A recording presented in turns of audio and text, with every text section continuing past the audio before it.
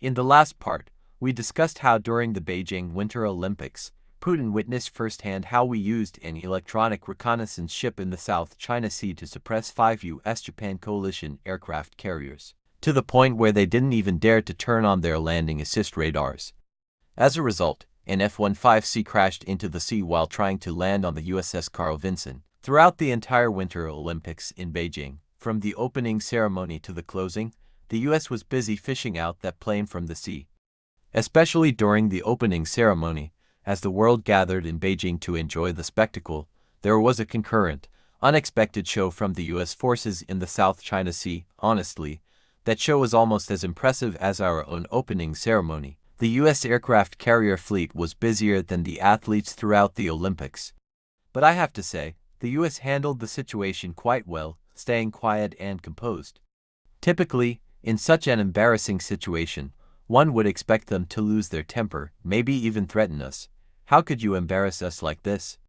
But the Americans just endured it, not saying a word. This, however, has serious consequences. In the jungle, the law of the jungle prevails. The law of the jungle means that only when you are strong can you be king.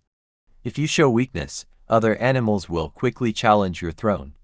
This is exactly what happened at the 2022 Winter Olympics. Putin didn't want to challenge for the throne, as he knew he didn't have the strength at that moment. Instead, he began to think, it's time to activate my Wallfacer project. Now, some might ask, what is the Wallfacer project? If you've read the three-body problem you'll understand easily. Even if you haven't, for us Chinese, it's not hard to grasp. In the three-body problem the Trisolarans could monitor every person on Earth. It's quite similar to our electronic warfare systems, comparable to an alien version of a C4 monitoring system. Earth became transparent, every plan, every move, everything was visible to the Trisolarans. But Earth came up with a counterplan by selecting for Wallfacers, strategic geniuses who could mobilize all global resources and issue any commands without needing to explain themselves. Their plans existed only in their minds and were never spoken aloud. These Wallfacers would deceive everyone, including the aliens and even their own people, to deliver a fatal blow at the right moment. To put it simply, the Wallfacer project capitalizes on the fact that, while the enemy can listen to everything, they can't read your mind. In China's 2,000-year history, many rulers and emperors have acted like Wallfacers. For example, King Gujian of Yue, Qin Shi Huang's father, too, rose to power this way, as did Qin Shi Huang himself after he ascended the throne. So, while Wallfacers aren't rare in Chinese history, to the West, this concept seemed extraordinary. When the three-body problem was released, it shocked the Western political and business worlds. They saw it as an advanced form of Eastern strategy, surpassing even the art of war. Politicians and businessmen alike began buying the book. I've done some research and found that Putin probably read the book around the second half of 2010. Why? Well, in the first half of 2010, Obama's personal secretary even emailed Liu Cixin, the author of the three-body problem urging him to finish the third book, Deaths and After this, the book became even more popular among global leaders, including Vladimir Putin. This is no exaggeration. I not only know when Putin read the book, but I also know that he didn't read the third book, Deaths and he only studied the first two. Had he read the third book, the Russia-Ukraine war might have turned out differently, as the mistakes made by the main character in the third book are the same mistakes Putin made. But that's a discussion for another time. In this episode, our focus is on electronic warfare. So let's get back to Putin's Wallfacer project. This plan was probably conceived in Putin's mind after 2014, when Russia regained Crimea and the regions of Donetsk and Luhansk in Ukraine gained autonomy.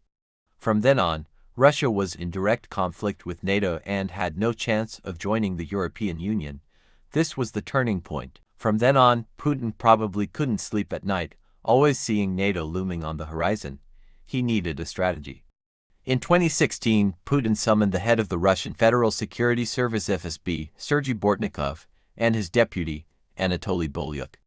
Putin asked them to investigate Ukraine's military capabilities, the identities of their commanders, where they lived, what they liked, and whether they had any dirt on them. We need to be prepared in case Ukraine ever takes action against us, Putin said. The two men got to work and, after a year, submitted a detailed report outlining everything from the hobbies of Ukrainian military leaders to their personal secrets. Putin was impressed, but he had a further request. Could they bribe these Ukrainian officials to become informants for Russia? With enough money, they agreed to take on the task, and Putin gave them $3 billion to get the job done. By 2019, Bortnikov and Bolyuk reported back that they had successfully bribed key Ukrainian officials, who had provided them with sensitive military information. Putin was pleased and began preparing for the right moment to act. That moment, Putin believed, came after observing China's success in electronic warfare in the South China Sea during the Winter Olympics.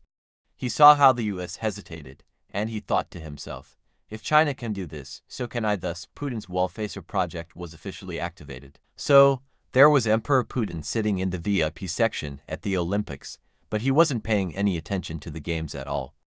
After the event ended, he went to meet someone. Who did he meet? We don't know, and even if we did, we couldn't say. Putin sat before this person and, for the first time, laid out his entire plan. He knew that without this person's support, his plan would lack the final safeguard. That night, after listening to Putin's plan, the person pondered for a moment, and then, in a firm voice, said one sentence: "This is right." Putin, as if he had just taken a stimulant, suddenly stood up and asked, "What should I do?" The person glanced at Putin and, looking down, said, "Think more." Putin was eager for an answer, so he pressed on, and after thinking, the mysterious person replied slowly, "I can only tell you, before anything, think more." In the dimly lit study, Putin's eyes brightened. He bowed deeply to the person. "I understand," he said, then turned and left without any hesitation, flying back to his fortress that very night. Now, let me tell you, everything I've said above is pure fiction. Any resemblance to real events is purely coincidental. This is actually inspired by a classic dialogue in the three-body problem where John Beihai has a conversation that directly changes the fate of humanity. The dialogue I just described also changes humanity's fate. When Putin returned home, around February 14th, he immediately summoned Boryukin and Neseda and gave them an order that could not be refused. The plan to flip 3 billion people was now in motion. But their real goal wasn't to get NATO intelligence. It was to invade Little Ukraine. They were to serve as insiders, ready to cooperate. There should be no resistance.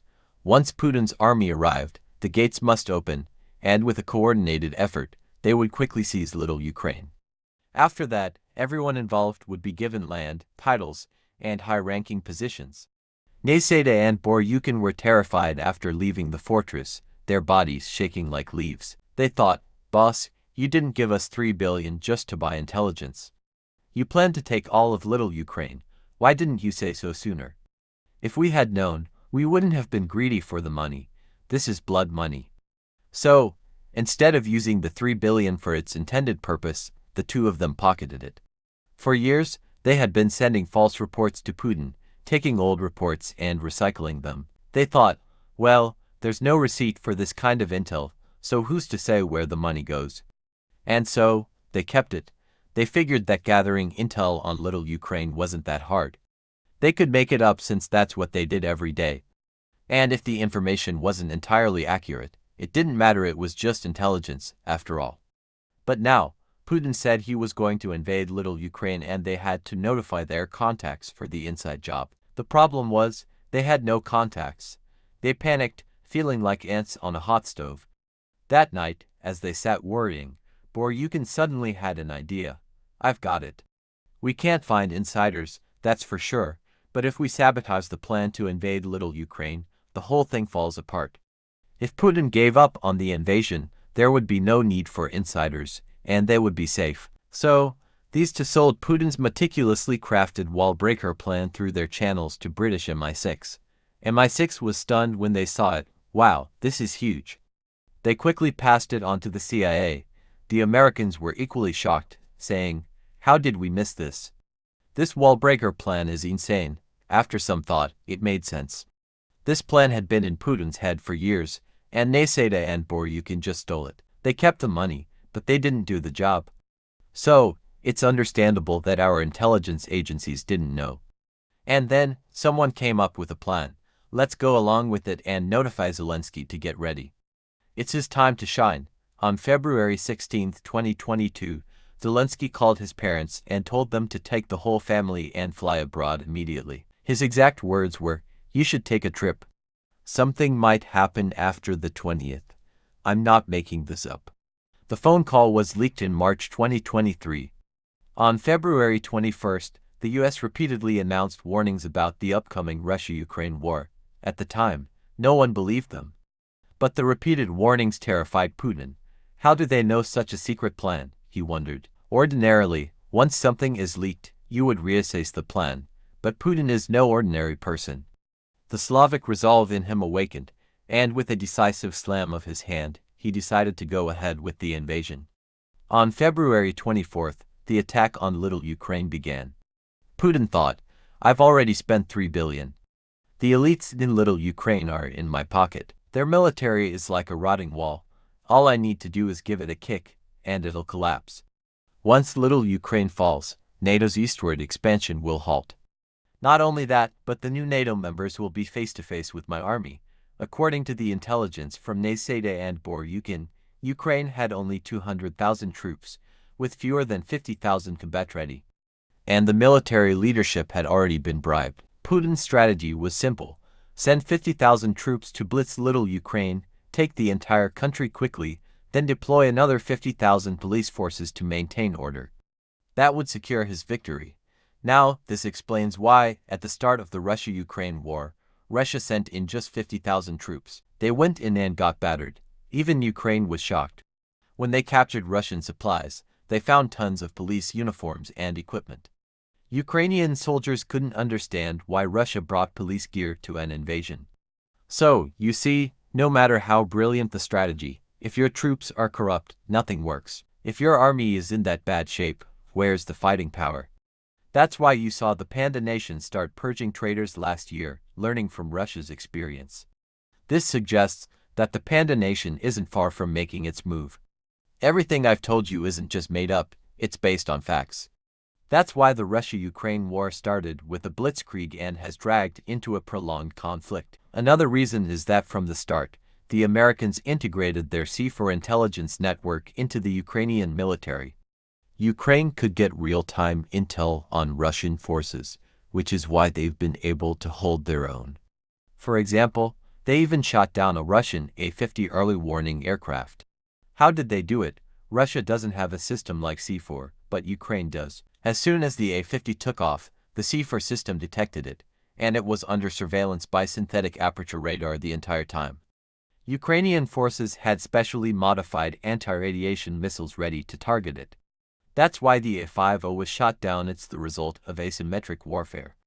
NATO has been leveraging this information advantage against Russia the whole time. Russia has lost tens of thousands of troops over 2 years, paying a heavy price, while the US hasn't even entered the fight directly. They've just supplied weapons and C4 intelligence to Ukraine. The Americans are thrilled, grinning from ear to ear. They think, "Russia, you may have 1,000 tricks, but I've got my secret play. A true master isn't the one who sets the trap but the one who breaks it." Putin thought he could use the war to disrupt NATO, but the Americans turned it to their advantage. They used the war to stir up instability in Europe, cut off energy supplies, and trigger a flight of capital out of Europe. This capital saw the US raising interest rates and thought, why not convert my money to dollars and store it in America? Just the interest alone will keep me from losing. That's why all of this has unfolded the way it has. But did the Americans let us off the hook in 2022? No, they didn't. The US is still the global superpower, and because they haven't been bogged down by the Russia-Ukraine war, they can turn their attention to the Panda Nation.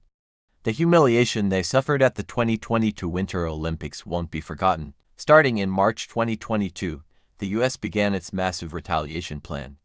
The world's most powerful electronic reconnaissance ship, the Lorenzen made its way toward the Panda Nation. This behemoth, which was launched in 2010 and commissioned in 2013, has a standard displacement of 9,400 tons and a full load displacement of 12,500 tons, twice the size of our 815 electronic reconnaissance ship. Not only that, but it's equipped with the SPQ-11 Cobra Duty radar system. This radar isn't just any basic radar, it's a phased array radar and operates in dual bands. It has wide area search capabilities, target acquisition and identification, multi-target processing, and precise surveillance and electronic warfare capabilities. It can monitor a target the size of a basketball court from 4,600 kilometers away and track 100 targets at once. The Howardo Lorenzen went on a spying mission targeting the panda nation. Do you know what happens when you spy on a panda? Let me tell you, the panda will bite you. So, in July 2022, this reconnaissance ship was tracked and locked by the Panda Nation's Eastern Theater Command. We will talk about how the Century-class electronic war was fought in the next episode.